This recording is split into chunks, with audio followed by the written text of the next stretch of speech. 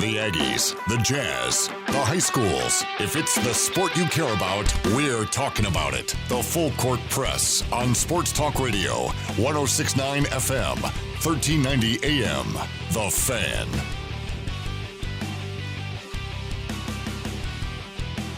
It is the Full Court Press. It is hour number 2, 5:01 your kickoff time on a Tuesday, October 6th. Currently about 3 weeks away from seeing our first Aggie football game as they get ready to take on the defending Mountain West Conference champs. That is the Boise State Broncos. That is in Boise, Idaho. It's a tough way to start off the season, and then your second week deals with San Diego State Aztecs. That's hard. That's rough. But here we are anyways. Hey, by the way, speaking of the Godfather, 2776, I missed his text just before we cleaned up the hour in the 4 o'clock hour. He says about the Godfather, it's a slow burn, but I've watched it recently and it holds up. And there will be many times where you go, oh, that's where that's from. I can guarantee you he is 100% right. Because I've heard so many references, even on like movies or TV shows, I'll hear this reference and I'm like, why are you quoting the Godfather? And I'll be like, dude, what is this Godfather thing, man? The only Godfather I ever knew was in WWF. He was a wrestler. So I've never... And then I guess there's like Godfather's Pizza or something like that. Yeah, there was a Godfather's Pizza. I don't know if it's still around. I mean, that's... Yeah, so I need to go see... 2776 is right. I need to go watch it. Just because DJ and PK actually have ditched me as their friend forever and ever because I've never seen The Godfather. So that was quite disappointing. Is that the only reason? Yeah, I think so. I'm trying to think. Me and PK we never really conversed a lot. I think the one time we conversed, really had a conversation, we were having dinner at Gordon Monson's house, and we were just, and his wife is an absolute sweetheart. And so we were kind of having a conversation, her and I were, and he would chip in every now and then. I'm like, holy crap, he's not a robot. and honestly, it was just amazing. And then, one morning I had to go engineer one of their shows, DJ and PK, and PK was done with his apple. I thought he was done. And so I took the pill from him. He's like, where are you taking that to? And I'm like, do you want to eat this? And he said, no, I just like the smell of banana pills.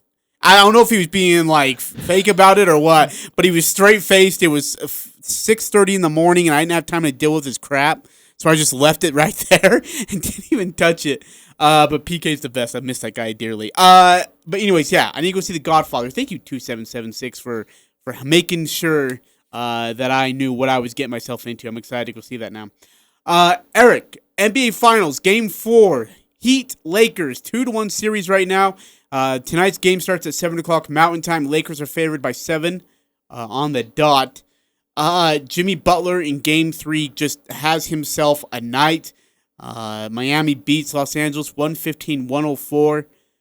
They get Bam Bam back. He is playing tonight. He's planning to play. Goran Dragic. He's officially listed as questionable, but he is planning to play. Goran Dragic's a different situation. He's going to go through warm-ups, a little pre-test, and see how he feels. If he feels like he can get through it, he's going to play. I know he'll be on a minutes restriction. I don't know if he starts, but he's going to try and give it a go. How much of a difference does that make, even with I'm going to say 60% healthy, if that, Goran Dragic, and a 80% healthy, if that, Bam Bam for the Heat, Eric? Yeah, I think it's a big thing to have Bam Adebayo back. Miami has been playing more Miles Leonard. They've been playing some more Kelly Olynyk than they've played most of the postseason.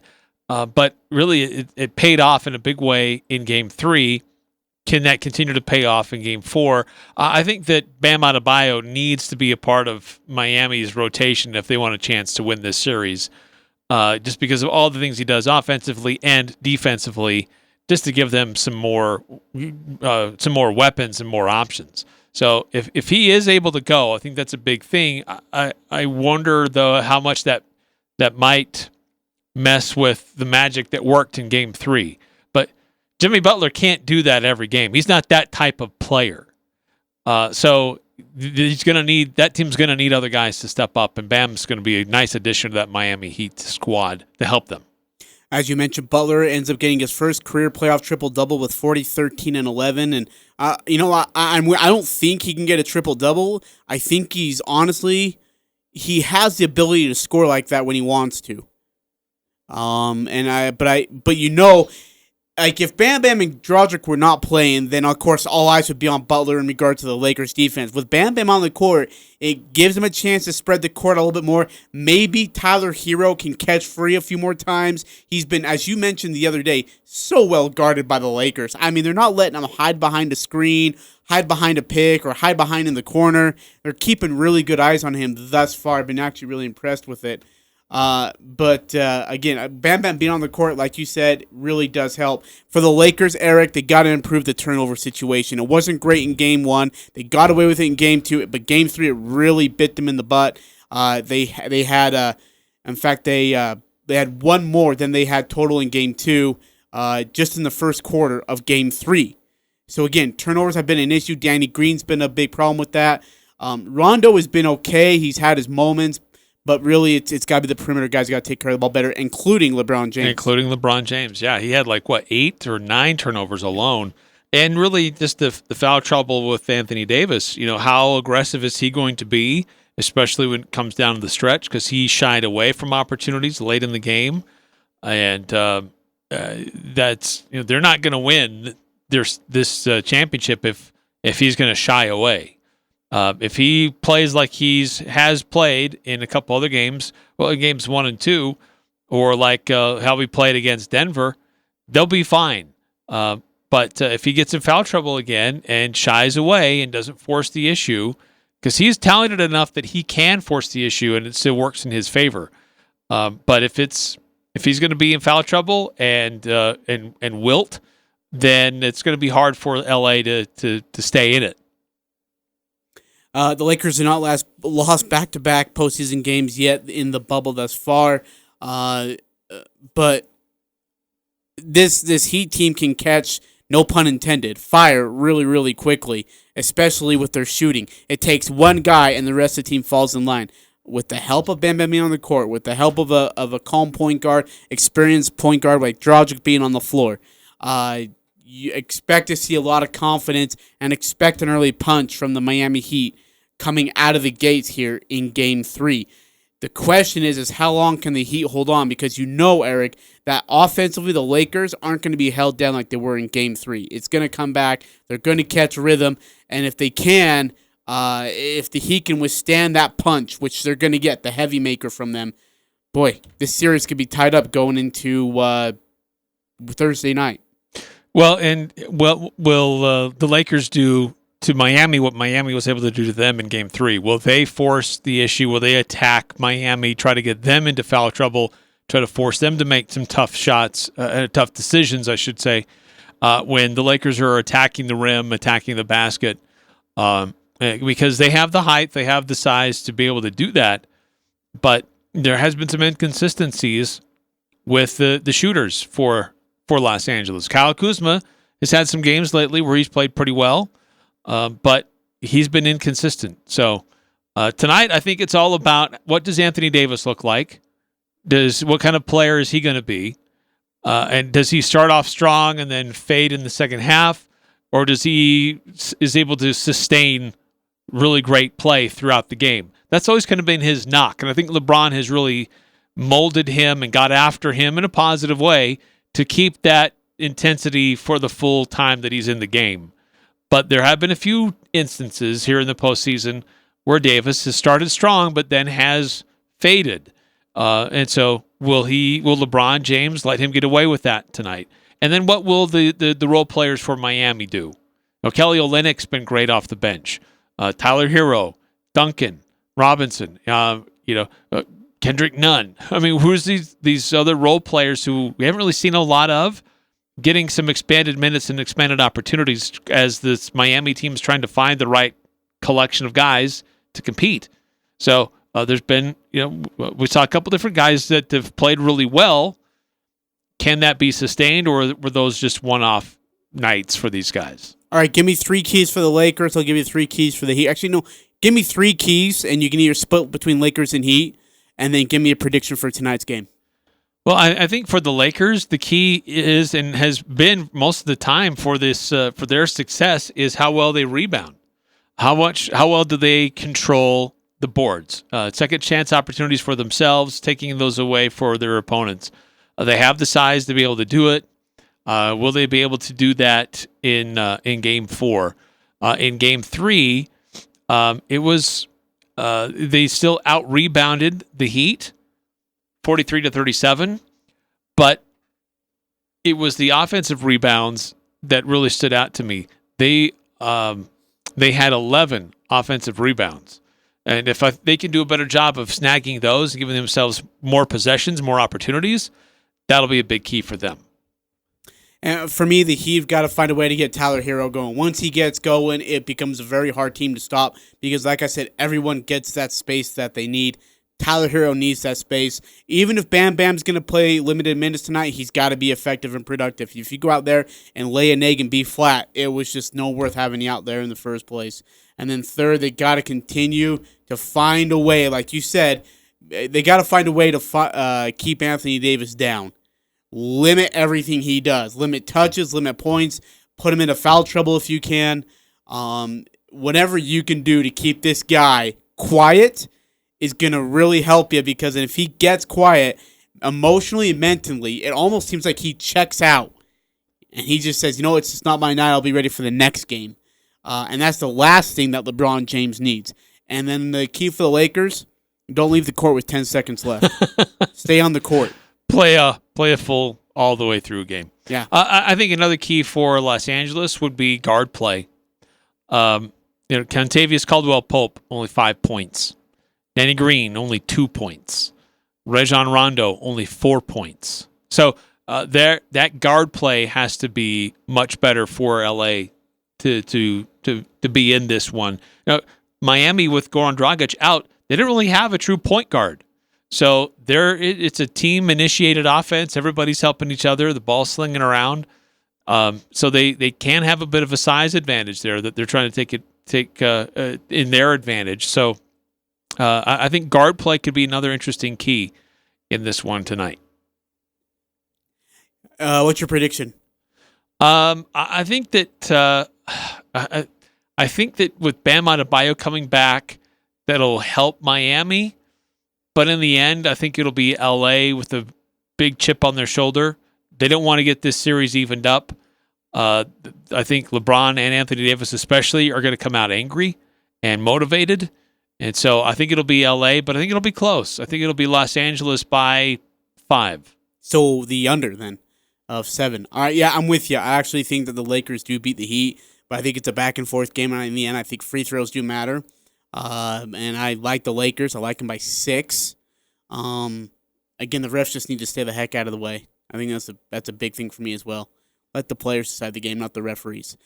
Speaking of which, we're going to get into the Monday Night Football game. Last night, my Patriots lose because of the referees. Tony Cornette is the Angel Hernandez of football. He is the Dick Bavetta of football because he can't keep his hands out of the cookie jar. What a horrible call. Did you see this game last night, Patriots and Chiefs? I did not see the game.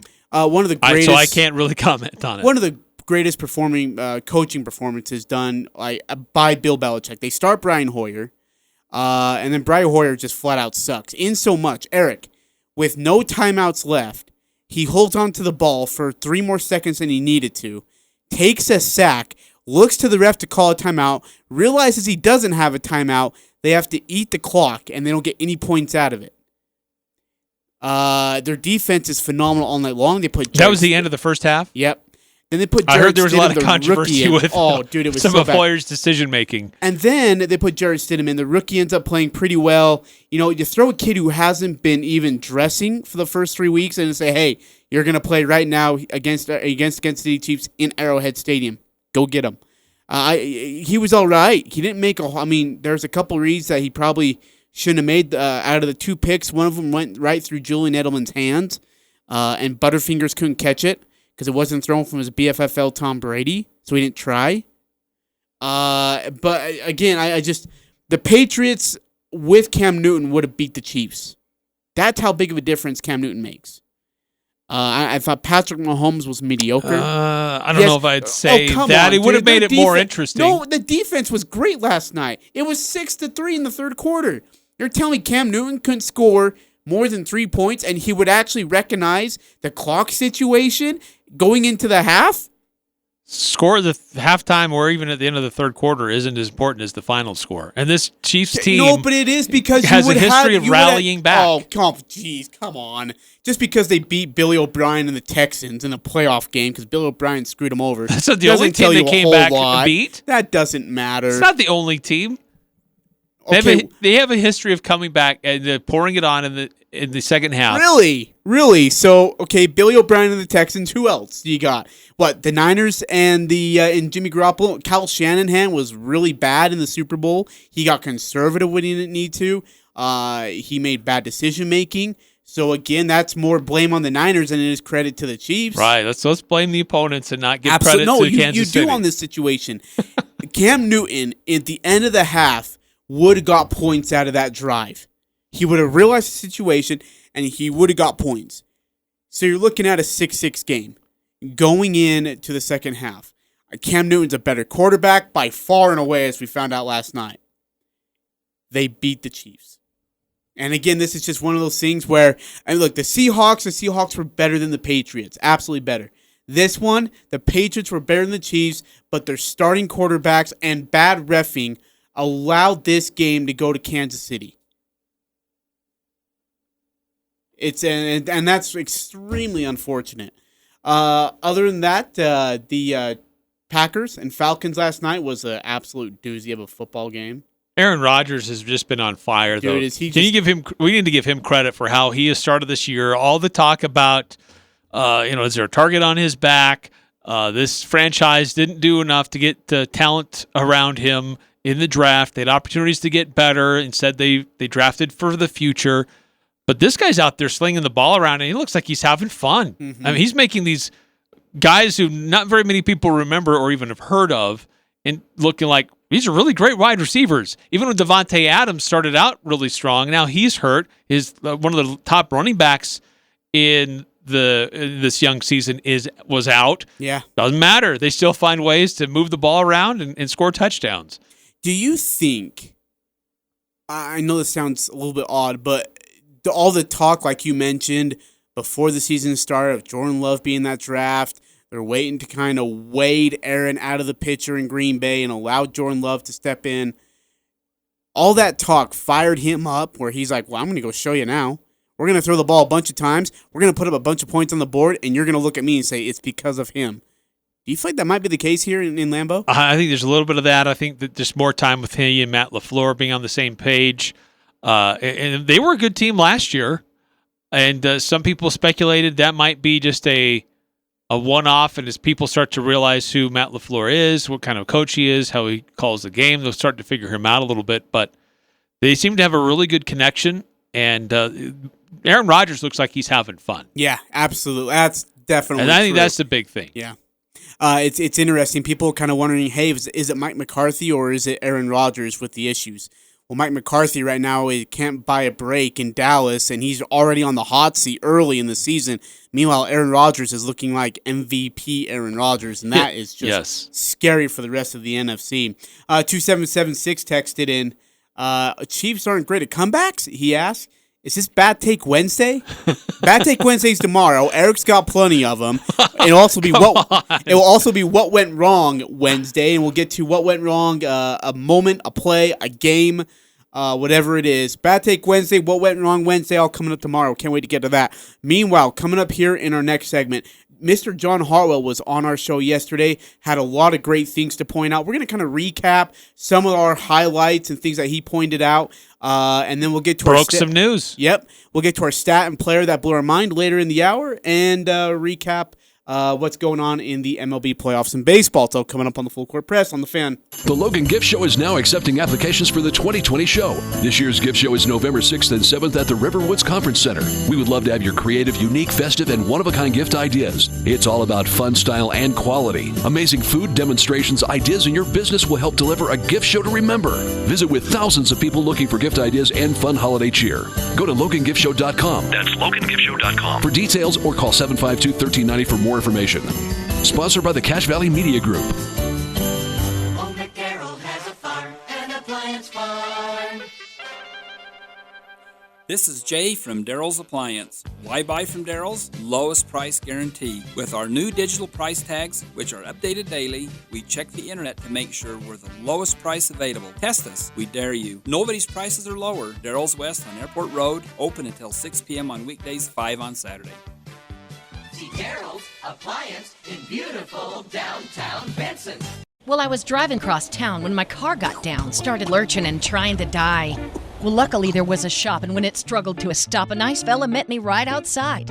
I said, "Man, something's wrong. What the heck is going on?" He said, "I tell you this, I got no doubt. You just relax and don't you worry. We can fix it in a hurry, 'cause your car is what we're all about." At Cache Valley Auto Care, all the experts are under one roof. So if it's not running right, chances are we can fix it. Cache Valley Auto Care, behind Home Depot on 200 East, 1175 North. The state of Utah's wood stove and fireplace changeout program is back. Advanced Fireplace and Stove says let the government foot the bill. Up to $3,800 towards your new Heat and Glow gas inserter fireplace. Registration begins November 4th. This is the final changeout opportunity for 2020. Live in Idaho? We'll help you navigate that program too. Replace yours with a Quadra-Fire pellet or wood stove. Advanced Fireplace and Stove. Call us at 435-752-7272 or find us on Facebook or at advancedfireplaceandstove.com. It's the Full Court Press with Eric Frandsen and Ajay Salvesen. John Hartwell, he's the Director of Athletics for Utah State University. Yes, we are going to have fans. Our plan was laid out today to our COVID Task Force Risk Committee with looking at a total capacity of about 5,500. Got to have the social distancing, got to have masks to come in, provide that information of how that impacts current season ticket holders in the coming days this week. Weekdays from 4 to 6. 106.9 FM, 1390 AM. The Fan. Interviews, analysis, and a little bit of fun mixed in. The Full Court Press on Sports Talk Radio, 106.9 FM, 1390 AM. The Fan.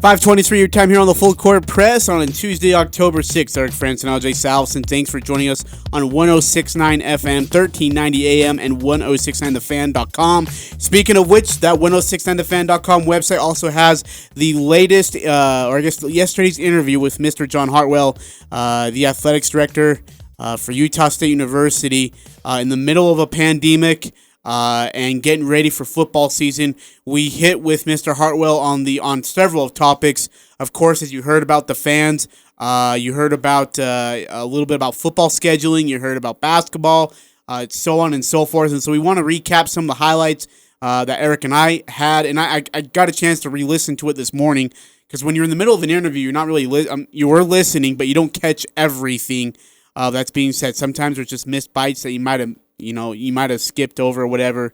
But so I had a chance to listen to this morning, and it's really, really good interview.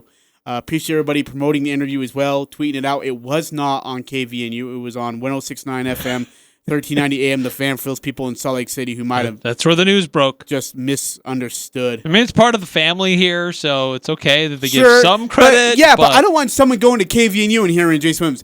Yeah, well, I believe that, this debate's going to be really interesting tomorrow. No one gives a crap. If you're going to Mr. Hartwell, you want to listen to Mr. Hartwell. Get the station right. It's not hard. That's just me. All right, enough of me whining and complaining. Eric, give me some of your... In fact, I was going to look here. You asked about the BYU scheduling. Is it okay if I play this bite really quickly? Yeah, I've gotten that question a lot. Like, how come Boise State can get BYU on their schedule, and how come San Diego State can get BYU on their schedule? Why aren't they on Utah State's schedule? Yeah, it worked out where, again, San Diego State had to be away that weekend, and it just didn't work out for us. The other key there is that earlier date, the one in November, was that was already scheduled for Boise to host BYU, and that's important for us as a league because obviously if it's a home game for a Mountain West school, the Mountain West retains that television revenue. It's part of our TV contract. Whereas if a game's at BYU, it's part of their ESPN contract. So trying to get the game, it's more advantageous for us at the end of the day for Boise to have that home game. That's actually a great answer, and it makes a ton of sense to me. Based on the way the Boise schedule opened up, based on the way that San Diego State's had opened up, and there's open slots for BYU to get into. It makes complete sense. In fact, if you're a non-Aggie fan, if you're a non-Boise State, non-BYU fan, or even if you're a Boise State or a BYU fan, that's a game you're definitely looking forward to. Two high-profile G5 teams going to slug it out. Yeah, I mean, yes, it would be nice to have BYU on the schedule in addition to what the Aggies have in the conference. But honestly, I think Aggie fans have to feel like it's more important to play conference games. That's why you're in a conference. I know there's a lot of fans who love the historic rivalry and what it means in the state and the smack talk and recruiting. It means a lot. It does. I don't mean to take away from that Utah State-BYU rivalry. But at the end of the day, what's more important, that one game or 8 conference games and a chance to win a conference title? Mount West Conference also in the press release talked about Thursday, Friday games and the possibility of what several teams could have Thursday, Friday games, and so we asked Mr. Hartwell about that. They're working through those right now. We should know by Wednesday or Thursday most of those, and I would just say it's probably a good bet, and who knows whether home or away or maybe one or so of each, that we could have such games, because here's the deal. So there are 46 games in the Mountain West inventory. So 8 weeks of games times 6 weeks, that's 48 games minus the 2 that we talked about. Air Force is at Army, so that game is not in the Mountain West inventory, nor is the San Diego State at BYU game in there. So 46 games. The first week's games, those will all be Saturday games because by NCAA regulation, everybody had to have 29 practice days from the announcement being made by the league. So that weekend of October 24th, we can't have any Thursday or Friday games. So you subtract those 6, that leaves you an inventory of 40 games. Out of those 40 games remaining, I believe 18 of those will either be Thursday or Friday night games. Sorry, that cut off on me. I apologize. So he believes that there will be a Thursday or Friday night game. There might even be multiple based on scheduling matchups, and there's also the TV network situation of who's going to broadcast the game and such. Do you think fan attendance, or I guess because we'll get to the fan attendance in just a moment.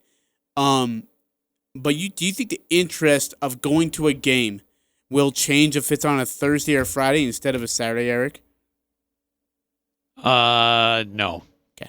I don't think so. Yep. They won't be competing with high school football at that point. I think that your games that will be on will be limited in other sports. NBA will have been over. Major League Baseball mostly over. As things start to come back into normal, college football will be the main thing going on. And so if it's a Thursday or a Friday night game, I think Aggie fans should be excited about that because you're going to own the night. Well, and then you get your Saturdays off. You and I get our Saturdays off, which would be wonderful. Watch college football all day. So I'm definitely okay with a Thursday or Friday game. It's 6 or 7 o'clock. Yeah. Purely for personal and reasons, for just selfish reasons. Yeah, I'm happy with that. The question that Aggie Nation wanted to know was asked by Eric, and the answer that Aggie Nation was begging to hear and that started trending around the state of Utah was the fan question. Will we have fans, Mr. Hartwell? Yeah, so let me answer the question up front and say, yes, we are going to have fans. As of today, we are one of only 4 schools in the Mountain West that are going to have fans at all. Wyoming's plan is to have just under 7,000. UNLV playing in the Raiders' new stadium there, their plan is to have 6,500. And University of Nevada at Reno's plan is to have 2,200. For us, and in fact, our plan was laid out today to our COVID task force risk committee today, and we're moving forward hopefully tomorrow with looking at a total capacity of about 5,500. So once we get that go ahead.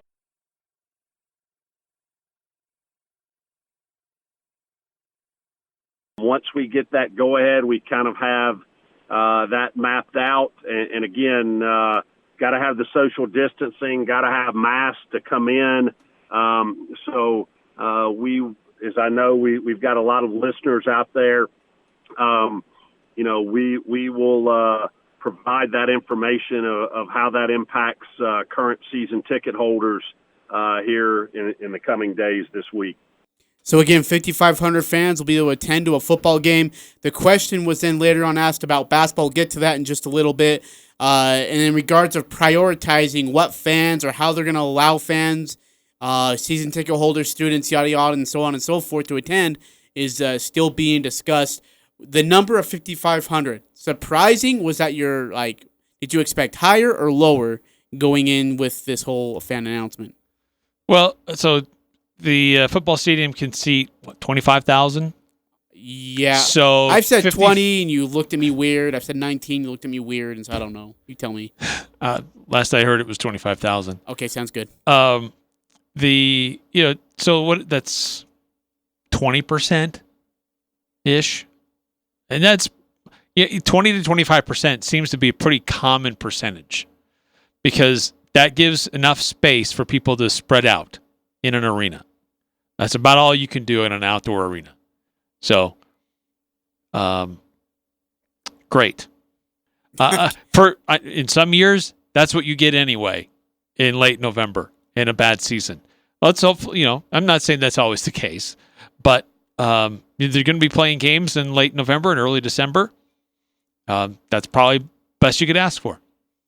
Again, Boise State was thinking they were going to have fans, but according to Mr. Hartwell, the announcement when he was talking about that was on the Mountain West Conference phone call, it's going to be UNLV, which is surprising because the Raiders won't allow fans at their games, but UNLV Rebels will.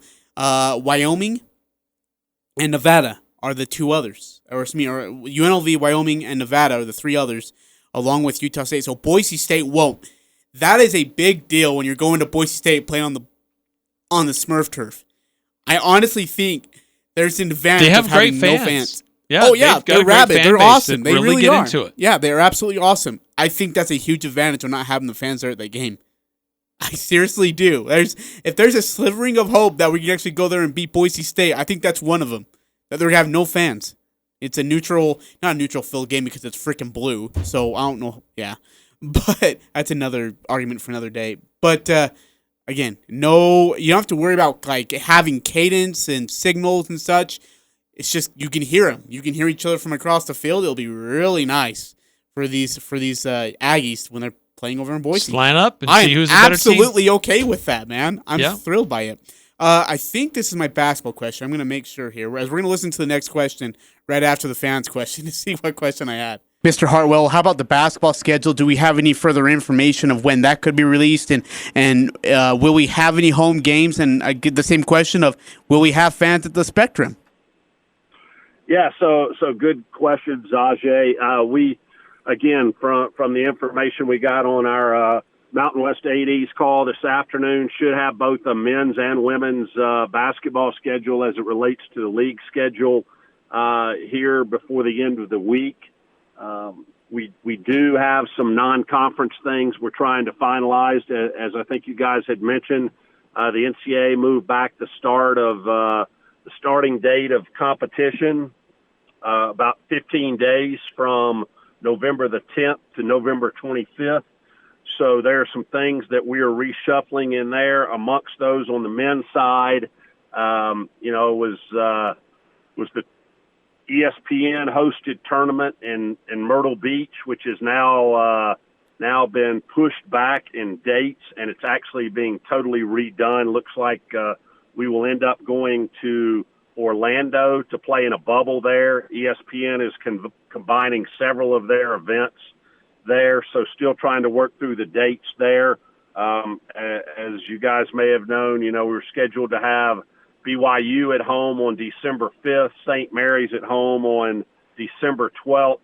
Still working on, it's a pretty intricate puzzle trying to salvage as many of those non-conference games as we can after having 15 days chopped off the schedule. So trying to put those pieces together, but we should have, pretty good indication by the end of the week on all of that and release, the information that we can. Again, the basketball schedule, just like the football schedule, is subject to TV dates. So the base schedule that will come out will be a Tuesday, Friday format for men's basketball. But that's before any of the TV picks are done. And I have a feeling quite a few of our games will be picked for TV. So those may have some dates moved there as well. And to the final part of your question there, yes, we will have fans in the Spectrum. Still trying to work through those numbers. A little more restrictive because obviously the risk of spread of the virus is higher in enclosed or indoor facilities than it is outdoor. We're just trying to see what that number is. And the other component there is, with basically class going online at Utah State after Thanksgiving break, a large portion of our a little more restrictive because obviously the risk of spread of the virus is higher in enclosed or indoor facilities than it is outdoor. We're just trying to see what that number is.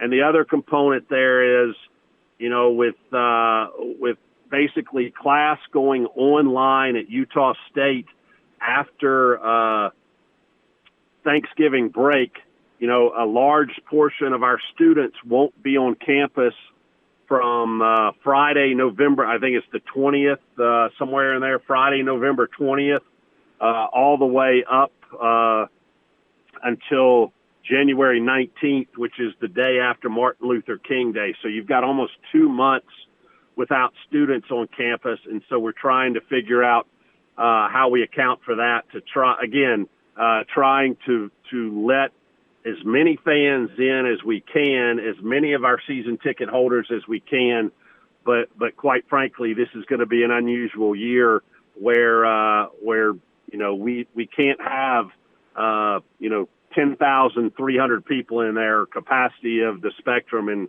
quite frankly, our number may be down somewhere in the neighborhood of 10 to 15 to 20% of that in an indoor building. So we're trying to work through that as well.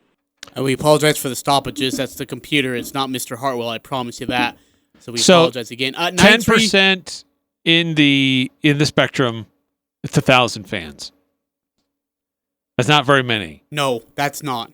And if the students are gone for those end of November, all of December, and a chunk of January, do they turn over those tickets to the general public? So more locals can go to those games? And then what happens when the students come back? Yeah, that's a good question. And 9315 text in, he says, maybe the number of fans can increase as they play games and understand the COVID. Let's hope so. Yeah, well, I mean, and the final part to me, that final line is where I'm like, I don't know, understanding the COVID, wearing masks, social distancing, so on and so forth. But to ask of that to be able to increase the fans inside of the spectrum is going to be extremely, extremely difficult inside of that place, especially where we still stand with COVID right now.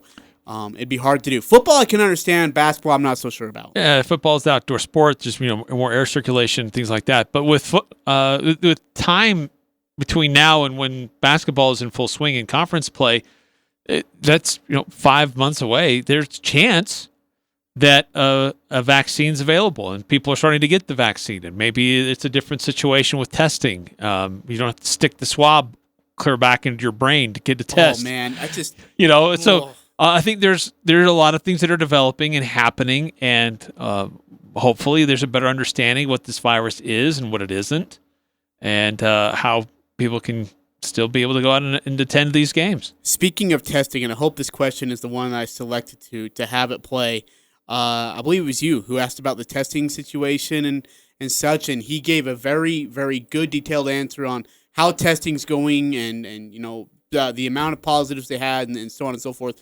He was very open about that, which, by the way, as you and I very much appreciate. I think it's this question. If it's not, please forgive me. We'll stop it.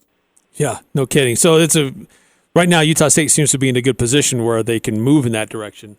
The Mountain West announced that they would have testing available for their member institutions. How has testing been going so far, and how many positive tests has Utah State experienced so far this athletic academic season? Yeah, so all the testing we've been doing so far has been at the institutional level, and we started testing all the way back early June when our student athletes, in particular football, started coming back. So you're really talking, 4 months worth of testing now, 4+ months worth of testing. Through a contract that the Mountain West Conference has with a third party. So every school will have the same company, a company out of Texas coming in doing the testing, and that will start next week, next Monday for football. Those tests will be 3 times a week all the way through the season.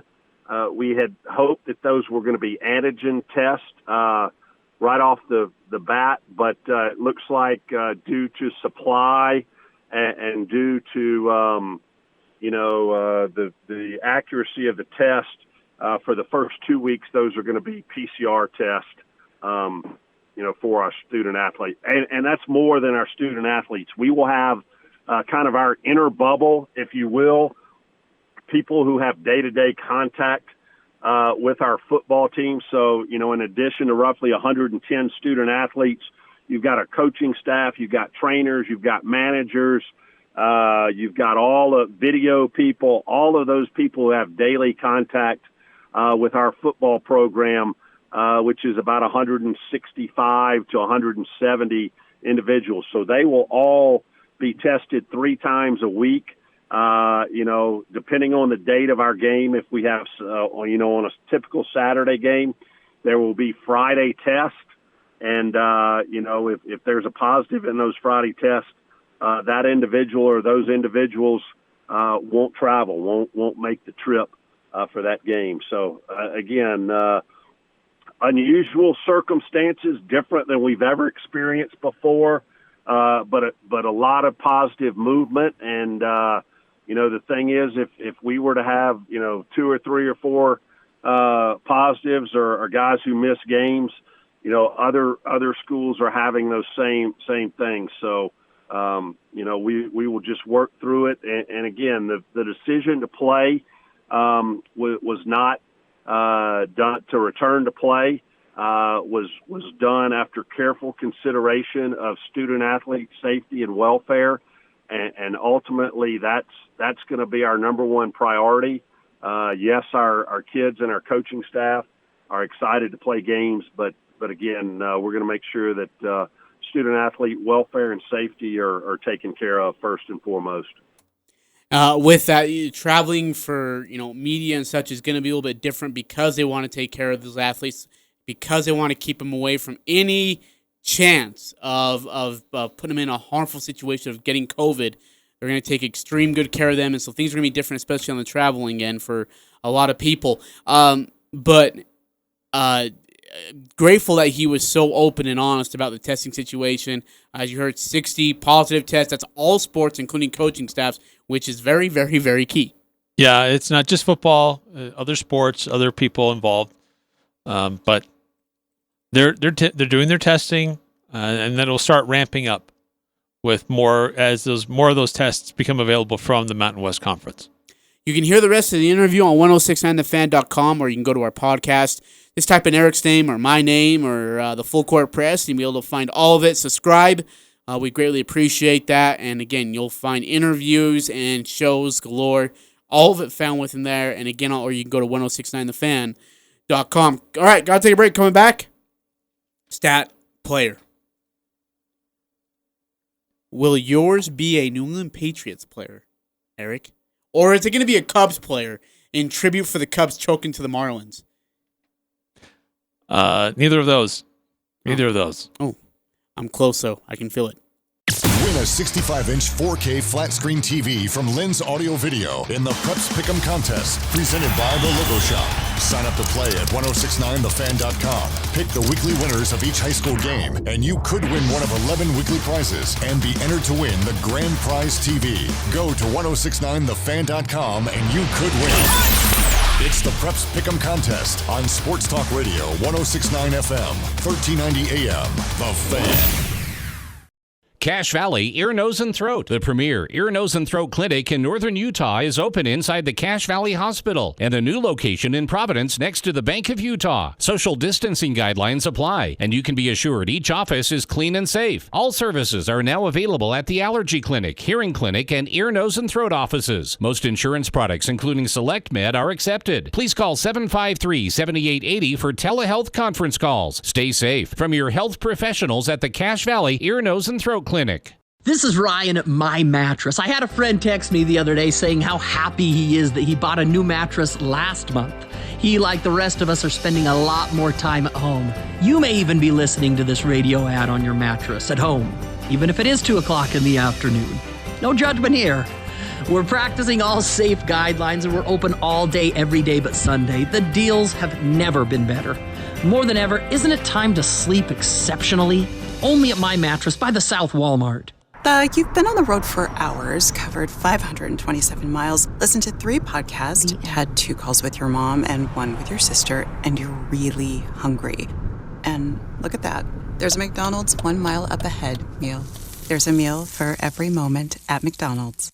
Enjoy any size premium roast coffee or soft drink for only $1, or get any size iced coffee for just $1.50. Prices and participation may vary. Cannot be combined with combo meal. I'm here with Jay Broadbent from Alpine Home Medical. I hear you have a new promotion going on as we head into colder weather. We do. From October till the end of the year, when you buy any lift chair, one of our comfortable electric beds, or a scooter from Alpine, we'll include a luxury Serenoni blanket. I love those blankets and the quality. Just like Alpine, Serenoni is a Utah-owned family company. For more information, visit us at alpinehomemedical.com. We bring wellness home. Thanks for shopping local.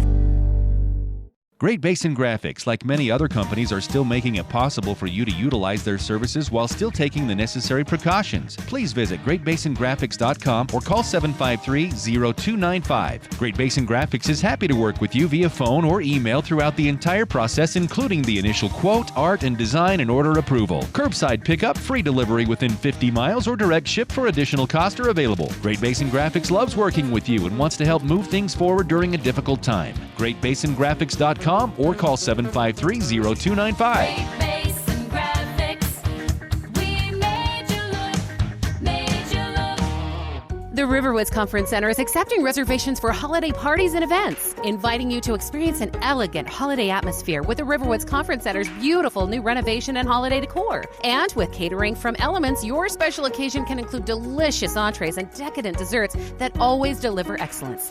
This year, the Spring Hill Suites is offering a low $79 rate when you schedule a holiday party at the Riverwoods, so you can take the elevator home after your event. To schedule, call 750-5151 or Google Riverwoods Conference Center. This is Jarek with Jarek's Fine Jewelry. October is our anniversary month. We've been helping couples find the perfect rings for over a decade. So to celebrate, we want to treat you to an anniversary dinner. Make it a date night on us. Come engagement ring shopping or anniversary shopping at Jarek's Fine Jewelry. We have over 3,000 rings in stock, including the newest custom designs. With no strings attached, no purchase necessary, we will buy your dinner at Sweeto Burrito. The entire month of October, come in ring shopping and Sweeto is on us. Make date night special. Make it Jarek's. Hi, this is John Horton, General Manager at ARS. COVID-19 is a mess, but it doesn't have to be. We at ARS recognize your desire to take the best care of your workspace and home in order to protect your family, staff, and other building occupants. We have certified technicians that use leading industry processes, state-of-the-art equipment and technology, and cutting-edge products when disinfecting. We understand your needs and are ready to help. Remember, got a mess? Call ARS. It's the Full Court Press, weekday afternoons from 4 to 6 on Sports Talk Radio, 106.9 FM, 1390 AM, The Fan. Let's take a look at the numbers. It's the stat that blew our minds. He did what? On the Full Court Press. Wow, that blew my mind. It's Eric Frandsen, Ajay, Salvesen here. We get wrap up the Tonight Show with a little bit of stat that blew our mind on Player of the Week. Let's start with the stat that blew our mind. Eric, what do you got, my man? We were talking about the Green Bay Packers during the break there. Packers are 4-0 start the year. They have scored 30 points, at least 30 points in each of those 4 games, and have 0 turnovers in each of those 4 games. That is tied for the second longest streak in NFL history. Saucy. All right, check this out. George Springer had two home runs today. That has now total 5 career postseason home runs at Dodger Stadium. Only Reggie Jackson has more postseason home runs at Dodger Stadium with 6. This includes home and away players. So no Dodger of any sort and no opponent has more home runs at Dodger Stadium than Reggie Jackson and George Springer. In the postseason? In the postseason. It's funny. That's unreal. All right, speaking of which, that is my Player of the Week. Boy, you want to talk about a team that's been just counted out, booed against, whatever, so on and so forth. George Springer in 2 games. 6 hits, 2 home runs, 4 ribbies. That's not too shabby. That's not too shabby. How can I not choose Jimmy Butler for his performance in Game 3? He outscored, out-rebounded, out-assisted LeBron James in a finals game. That's the first time anyone has ever done that, including his teammates. Jimmy Butler scored or assisted on 73 points. That's tied for the second most in an NBA Finals game. Walt Frazier did that had 74. And Jimmy Butler is the first player with a 40-point game without attempting a 3 since Shaquille O'Neal back in 2002. What? Only 2 other players have 40-point triple-doubles in the NBA Finals. LeBron James is one of them. Jerry West is the other besides Jimmy Butler now. That's bonkers. In the WNBA Finals, the Seattle Storm are just 1 win away from capturing the championship. They lead by 9 over, is it Las Vegas? Las Vegas Aces? Yes, Las Vegas Aces. 43-34 right now. A half is where we stand there. Final. Have you watched any WNBA games? 1, and I actually really enjoyed it, to be honest with you. I have not watched any of them. It just doesn't interest me. But maybe I should watch them and say, oh, this is some fun basketball. You're that kind of a guy, huh? No, there's a lot of other sports I don't watch, too. It went final. Houston over Oakland 5-2. They now lead that series 2-0, 1 win away from the ALCS. A place where nobody in the baseball world wanted them to be is where they're now about to be at. So A's are likely to be swept here. Again, final for in Los Angeles, Atlanta over Miami 9-5. They lead that series 1-0. They play tomorrow at noon. The Yankees in Tampa Bay play at 6:10 Mountain Time. Yankees lead that series 1-0. And sorry. Go ahead. And Dodgers and Padres at 7:38 Mountain Time on FS1. They're about to get their NLDS underway. Some news about the Miami Heat. Looks like Bam Adebayo is a go for tonight. That has been confirmed. They've been doing shoot-arounds and doing some tests. What about Dragic? And he is confirmed. It looks like Dragic, he did not participate in the earlier shoot-around, but he did participate in some warm-ups. Okay. And it looks like he's a no-go. They did some lateral stuff, side-to-side stuff, and after a few steps, he was done. That he had just side steps. That's it. I mean, he was just trying to using his footwork, and he 4 steps in. He's like, no, I'm out. According to Tim Reynolds, Goran Dragic went laterally once in an effort to guard Chris Quinn during the warm-up. Those 3 or 4 steps ended the workout and made it clear. You know what happened is Quinn was like, I'm going to show up Dragic right here before the biggest game. I'm going to cross him over. And then broke his ankle or something like that. And Dragic is now out for the series probably. No, just a warm-up. Chris Quinn is his teammate. Just want to see what he can do. He probably crossed him over. Feet aren't there yet. And Darvin Ham seems to be a leading candidate for the Clippers and the Pacers. So maybe a race to see who wants him the most. He's an assistant coach with the Milwaukee Bucks. So wait, he's a leading candidate for the Clippers too? He's one of just a few people left on their list, on the short list. So I know they were high on Tyrone Lue. Wow, that's saying something. Hey, how about Russell Westbrook giving an $8,000 tip for the Grand Arian Hotel in Florida for all their work while he was in the bubble? Classy move. Say what you want about the character of that guy on the court, but that shows a lot of character. Yeah, who else gave $8,000 $8,000 as a tip? Especially some of these guys who are staying there longer because classy they're in the move. NBA Finals. Classy move. You have Lakers tonight, is that right? By what'd you say? Yeah, 5? Lakers by 5. I think it'll be close. Bam will help Miami, but I think ultimately Anthony Davis will have a bigger chip on his shoulder and will play motivated, and that'll be hard for Miami to overcome. I have Lakers by 6. They're favored by 7 tonight. 7 o'clock Mountain Time, Game 4. Good night, everybody.